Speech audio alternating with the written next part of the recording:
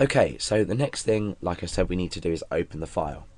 So I'm going to create a variable called handle, and this is going to be equal to fopen, and we are opening, let's just create a new variable here called file name so we can reference this as well. So the file name is hash.txt. So for the arguments for fopen, we need the file name specified and the method, the way we want to open it. So we're opening it just to read the data in, so we just need to pop an R in there.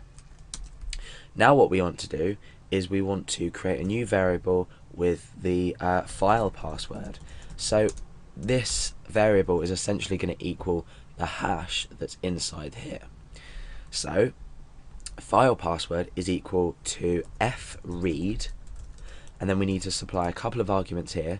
The first argument is where we're reading from, which is the handle, and the second is the file, the amount of data we want to open. So the file, we want the entire file size.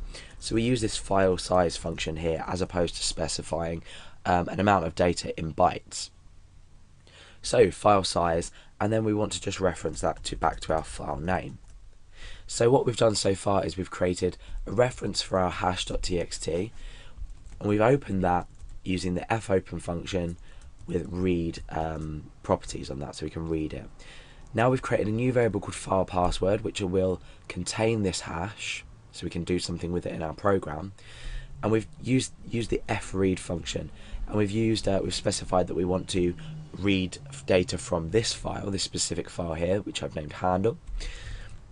And then we're opening the full file size of the hash.txt. So let's just put an echo in front of here, in front of there, so we echo out this data.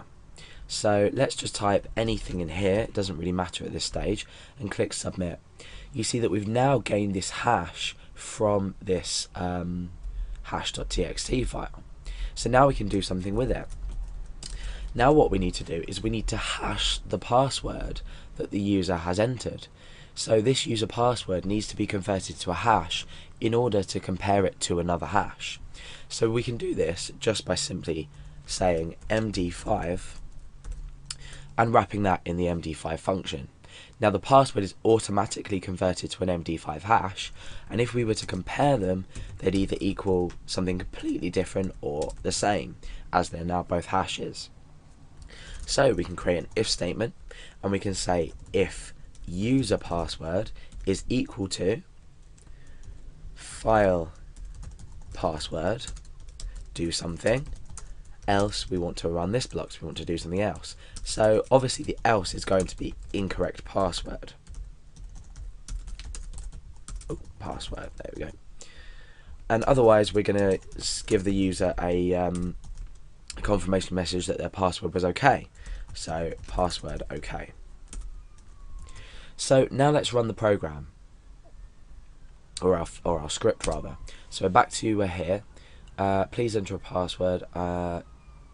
Right, okay, the reason it's saying that automatically is because we have this check in here as well as this check. So even if we haven't submitted the form, we're still processing please enter a password. This is an easy fix. You just need to break it up into two different if statements, one inside another. But for now we'll just go ahead and type in a password. So I'm going to type in Alex as the password and click submit. Now we've received the error incorrect password. Now if we were to type password, what's going to happen now is we are hashing the user password, we're hashing this value here, password, and we are converting it to an MD5 hash. Then we're comparing it to the MD5 hash already stored in hash. Therefore password hashed is equal to this, therefore the password matches. So let's just click submit, and it says password okay. Now, why do we use password hashes in the first place, this MD5 encryption? What's the point in using it? We could just define a password variable inside this file where no one has access to it. No one can view the source of the web page when we're processing in PHP because everything's done server side. So how do we explain why we need MD5 hashes? Now the reason is, even though MD5 isn't the most secure form of hashing, and it isn't the most secure form of encryption, it can be cracked easily by checking using a brute force method. However, let's just say you had a database set up and there were lots and lots of usernames and passwords. So you had lots of users on your website and you were using a database.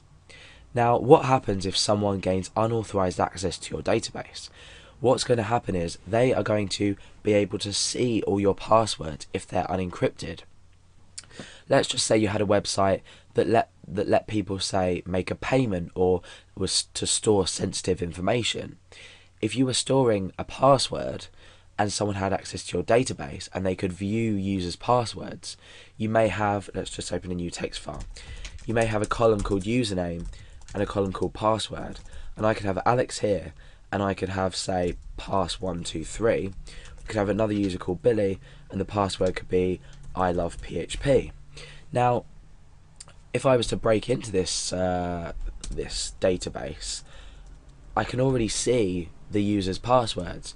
Therefore, I can go straight over to the website and I can log in using these passwords. However, if these were MD5 encrypted, for example, look like this, it just so happens that these two users are going to have the same password. But if it looked like this, you know, someone that has unauthorized access to anywhere you store these will say, oh, well, I can't convert these because remember I said earlier in the tutorial that MD5 is one-way encryption. There is no way that you can return this to its original value. And that's what we call one-way encryption.